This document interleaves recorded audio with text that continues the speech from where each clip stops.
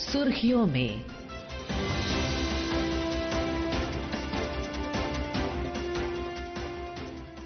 नमस्कार, सुर्खियों में कार्यक्रम के आज के अंक में आपका स्वागत है। मैं हूं सोनू सूद और आज हम चर्चा करेंगे 18वें रोजगार मेले पर। जैसा कि हम जानते हैं, वर्तमान सरकार ने 2022 में ये महत्वाकांक्षी योजना शुरू की, रोजगार मेला, और पहला रोजगार मेला 22 अक्टूबर 2022 को हुआ और आज इसका 18वां संस्करण है। इसका क्या उद्देश्य है, किस तरह से ये पूरे देश की रोजगार पृष्ठभूमि को लाभान्वित कर रहा है, क्या क्या इसके आगे की संभावनाएं हैं, इन सब पर चर्चा के लिए आज हमारे साथ हैं वरिष्ठ पत्रकार जगदीश उपासने। जगदीश जी, आपका बहुत बहुत स्वागत आकाशवाणी में। नमस्कार जी नमस्कार। एक तो आप हमें बताएं कि ये जो पूरा रोजगार मेला योजना शुरू की गई 2022 से, उसके पीछे की सोच क्या रही, किस तरह से ये पूरे रोजगार का जो हमारा इकोसिस्टम है हमारे देश का, उसको सुव्यवस्थित करने और पारदर्शी बनाने में किस तरह सहायक है?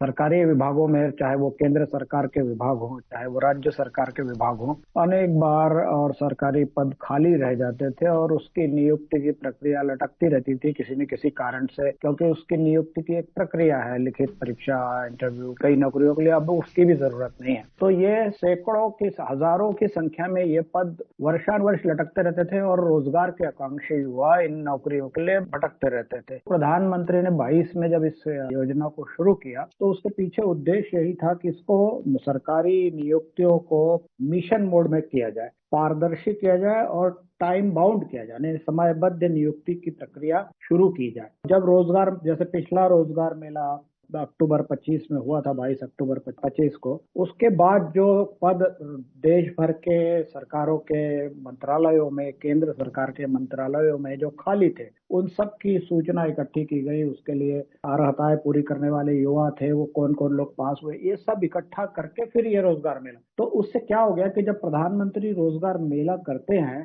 तो सब मंत्रालयों की, सब राज्य सरकारों को ये देना ही पड़ता है डाटा कि हमारे यहाँ, हमारे इतने मंत्रालयों में इतने इतने पद खाली है।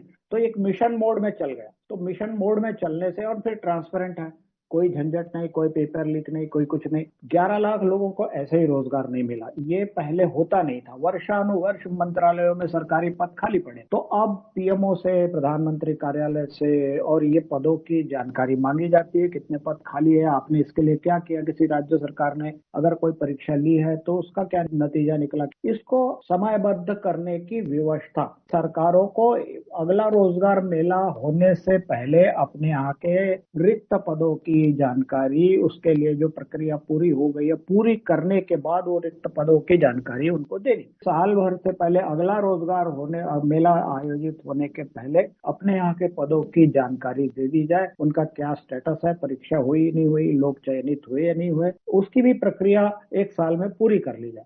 प्रधानमंत्री का जो संबोधन था वो बहुत समावेशी था। उन्होंने पूरा रोजगार, हमारा जो पारिस्थितिकी तंत्र है, उसके बारे में बात की और उन्होंने कहा कि जो सरकार है, उनकी जो प्रयास रहे हैं इंफ्रास्ट्रक्चर में इन्वेस्टमेंट के, उसके कारण कितना रोजगार सृजन हुआ है। जो उनको स्टार्टअप्स को लेकर, डिजिटल इंडिया को लेकर जो प्रयास हुए हैं, उससे किस तरह के अपॉर्चुनिटीज आई है सामने, उसके बारे में उन्होंने जो कहा, आइए सुनते हैं।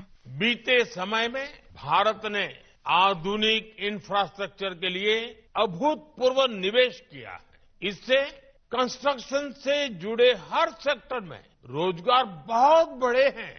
भारत के स्टार्टअप इकोसिस्टम का दायरा भी तेज गति से आगे बढ़ रहा है। आज देश में करीब 2 लाख रजिस्टर्ड स्टार्टअप हैं। इनमें 21 लाख से ज्यादा युवा काम कर रहे हैं। इसी प्रकार डिजिटल इंडिया ने एक नई इकोनॉमी को विस्तार दिया है। एनिमेशन, डिजिटल मीडिया, ऐसे अनेक क्षेत्रों में भारत एक ग्लोबल हब बनता जा रहा है।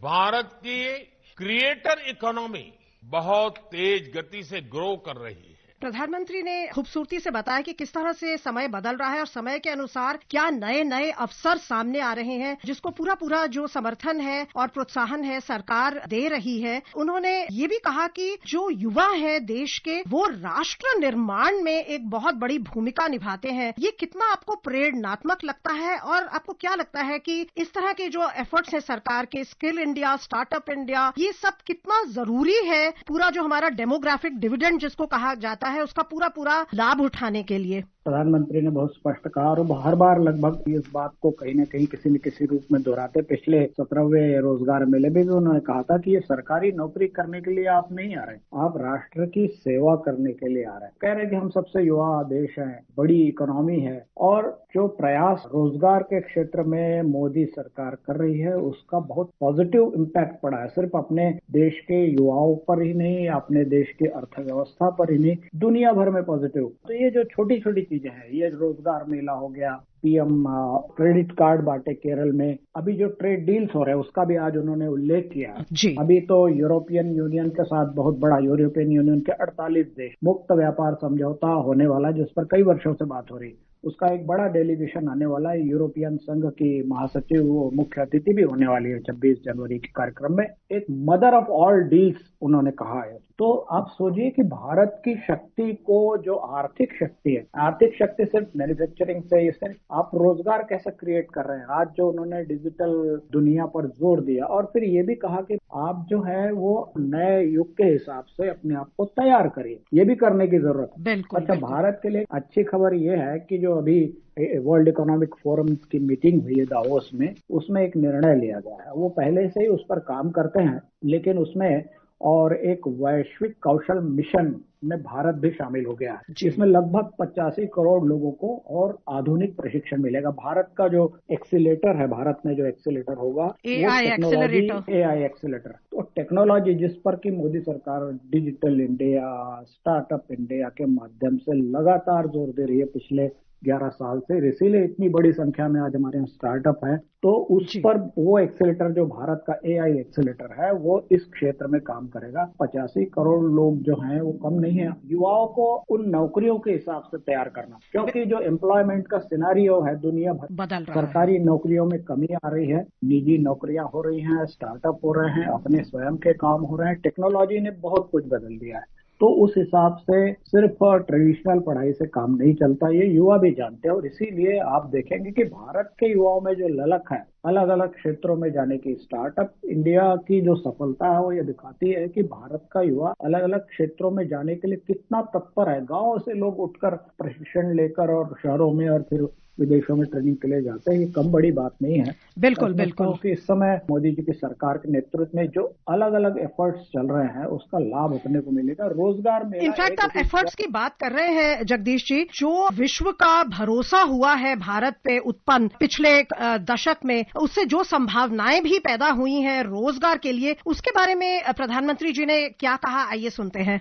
आज भारत पर जिस तरह दुनिया का भरोसा बढ़ रहा है, वो भी युवाओं के लिए अनेक नई संभावनाएं बना रहा है। भारत दुनिया की एकमात्र बड़ी इकोनॉमी है जिसने एक दशक में जीडीपी को डबल किया है। आज दुनिया के 100 से अधिक देश भारत में एफडीआई के जरिए निवेश कर रहे हैं। वर्ष 2014 से पहले के 10 वर्षों की तुलना में भारत में 2.5 गुना से अधिक एफडीआई आया है और ज्यादा विदेशी निवेश का अर्थ है भारत के युवाओं के लिए रोजगार के अनगिनत अवसर। जिस तरह से अभी कहा प्रधानमंत्री जी ने और आप भी कह रहे थे कि बहुत तेजी से हमारी अर्थव्यवस्था बढ़ रही है, उन्होंने रिफॉर्म एक्सप्रेस की भी बात की कि किस तरह ease of doing business, ease of living को बढ़ाया जा रहा है और इससे जो एमएसएमईज हैं, स्टार्टअप्स हैं, उनके लिए भी जो इकोसिस्टम है वो बेहतर हुआ है, एम्प्लॉयमेंट क्रिएट हुई है। जीएसटी नेक्स्ट जनरेशन रिफॉर्म्स की बात की, लेबर कोड्स की बात की। तो आपको लगता है ये जो रिफॉर्म्स का जो एक तेज रफ्तार है वो भी बहुत जरूरी है रोजगार सृजन के लिए? निश्चित रूप से देखिए, श्रम कानूनों में बड़ा सुधार हुआ है, जीएसटी में बड़ा सुधार हुआ है। उसका नतीजा हमने तुरंत देख लिया, कैसे खरीदारी बढ़ी है, किस तरह से मैन्युफैक्चरिंग के सेक्टर में ग्रोथ हुई है। इसके कारण आज भारत अगर चुनौतियों के सामने खड़ा, इकोनॉमिक्स ने इस बात को पॉइंट आउट किया है कि यूरोपियन यूनियन के जो देश हैं, यूरोप के जो देश हैं, जो डेवलप्ड कंट्रीज हैं, उनको भारत से सीखना चाहिए कि उसने अपने आप को चुनौतियों के सामने खड़ा होने के लिए कैसे तैयार किया। ये कोई आज नहीं हुआ है, प्रधानमंत्री ठीक कह रहे हैं, इससे पहले जो नहीं हुआ पिछले 11 साल में हुआ। मैं समझता हूं कि जब तक आप पुरानी व्यवस्थाओं में वर्तमान अवस्था के अनुकूल सुधार नहीं करते हैं तो हम टिक नहीं सकते। आज जो 11.5 साल में भारत का दृश्य, आर्थिक दृश्य ही नहीं, सब तरफ का परिदृश्य बदला है, उसका एक बड़ा कारण यह है कि इन सब में आर्थिक नीतियों में खासतौर पे भारत से, इसीलिए दुनिया को उम्मीद है कि जो बदलाव हम कर रहे हैं, मोदी सरकार कर रही है, उसका असर दुनिया भर में पड़ रहा है। उन्होंने ये बात पर भी बल दिया कि हम एक बहुत बड़ी मैन्युफैक्चरिंग पावर बन गए हैं, हमारे एक्सपोर्ट्स बहुत बढ़ गए हैं, जिससे भी और रोजगार सृजित होते हैं। इलेक्ट्रॉनिक्स में इन 11 वर्षों में 6 गुना वृद्धि हुई है 2014 के बाद से। ऑटो सेक्टर में बहुत वृद्धि हुई है। अगर हम देखें डिफेंस, स्पेस, आपको लगता है कि सभी सेक्टर्स एक तरह से उनका जो ऑप्टिमम पोटेंशियल वो रियलाइज होने की तरफ हम बढ़ रहे हैं? निश्चित रूप से देखिए, डिफेंस का तो हम एक्सपोर्ट नहीं करते थे, ज्यादातर इंपोर्ट करते थे। भारत लगातार भारत का एक्सपोर्ट बढ़ रहा है और टेक्नोलॉजी, इलेक्ट्रॉनिक्स, आईटी के सेक्टर में, यहाँ तक कि वाहनों के क्षेत्र में, 2 व्हीलर हो या 4 व्हीलर हो, भारत सबसे बड़ा निर्यातक देश है। प्रधानमंत्री ने अपने भाषण में कहा कि 25 में 2 करोड़ के आसपास 2 व्हीलर की बिक्री पहुंच गई। तो सिर्फ ये देश में नहीं, दुनिया भर में है। देखिए, अभी हमारे जो युवा स्किल डेवलप कर रहे हैं, हमारे यहाँ एक बड़ा प्रोग्राम चलता है। अगर आपके यहाँ इतने स्टार्टअप खुले हैं तो इसका मतलब है हमारा ब्रेन ड्रेन अब नहीं हो रहा है। अभी पिछले साल के आंकड़े किसी एजेंसी ने निकाले हैं, जितने लोग हमारे युवा पढ़े लिखे बाहर गए, उससे डबल बाहर से भारत आए वापस। स्किल्ड युवा भारत वापस आए। वो इसलिए आ रहे हैं क्योंकि भारत में अब उनके लिए अनुकूल वातावरण है। यहाँ तक कि डिफेंस में, अंतरिक्ष की योजनाओं में इन स्टार्टअप को जगह मिली है। वो भारत के लिए अलग अलग क्षेत्रों में काम कर रहे हैं। जगदीश जी, अभी आप थोड़ी देर पहले कह रहे थे कि टेक्नोलॉजी इतनी तेजी से बदल रही है, अपने आप को अपग्रेड करने पर भी उन्होंने नवनियुक्त कैंडिडेट्स उनको प्रेरित किया। उन्होंने कहा कि अगर आपके अनुभव में या आपके फैमिली फ्रेंड्स के अनुभव में कभी भी कोई परेशानी आई है सरकारी तंत्रों से डील करने में, तो अब आप जब उस तंत्र का हिस्सा बन गए तो आप ये इंश्योर करें कि वो सारे बाधाएं हैं वो दूर हों और आप अपने इंडिविजुअल लेवल पर भी रिफॉर्म करें। ये कितना इंपॉर्टेंट है? देखिए, ये बड़ी बात है। मतलब प्रधानमंत्री देश के कह रहे हैं कि आप उस सिस्टम में गए हैं, अब आप उस सिस्टम का हिस्सा हैं, तो उसको ठीक करने का भी काम आपको करना चाहिए। ये इतना इंस्पिरेशनल बात और इतना पाथ ब्रेकिंग बातें बहुत कम अपने सरकारों में हुई हैं इससे पहले। तो युवाओं को इससे एक नई सोच मिलती है कि वो सिर्फ नौकरी करने के लिए नहीं है, उनका एक रोल है और एक पॉजिटिव रोल है कि जिस सिस्टम में वो आए हैं, अगर उसमें उनको खराबी थी और कुछ उनको तकलीफ थी, उससे वो पीड़ित थे, पेपर लीक के मामले में, तो जो जिन विभागों में ऐसा होता रहा है उन विभागों में भी लोगों को नौकरियां दी गई हैं इन रोजगार मेलों में। जी बिल्कुल, जैसे विकसित भारत का जो हमारा सपना है 2047 तक, उसको पूरा करने के लिए उन्होंने कहा आप सब जिम्मेवार हैं और उन्होंने ये भी कहा कि मैं भी एक सेवक हूँ और आप सब भी सेवक है। उन्होंने जो मूल मंत्र दिया, नागरिक देवो भव, ये कितना पूरा एटीट्यूडनल चेंज है गवर्नेंस का। देखिए, गवर्नेंस का तो चेंज जिस दिन से मोदी सरकार आई है हम सब देख रहे हैं। हर क्षेत्र में गवर्नेंस, मतलब सरकार को सिर्फ सरकार ही नहीं बने रहना चाहिए, उसको लोगों की सुविधा के लिए है वो। ये बात हम हर योजना में और इसमें देखते हैं। जो नई योजनाएं भी शुरू होती है,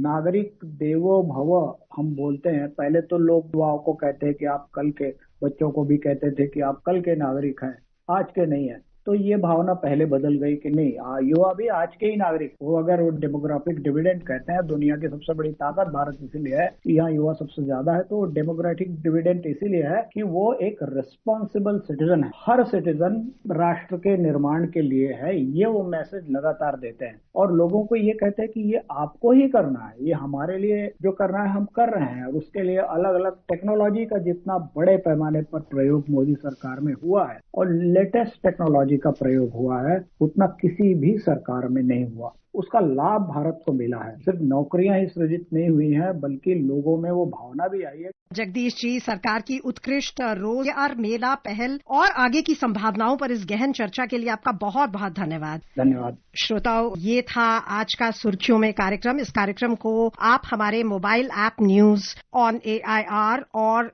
YouTube channel news on AIR official पर भी सुन सकते हैं। नमस्कार। सुर्खियों में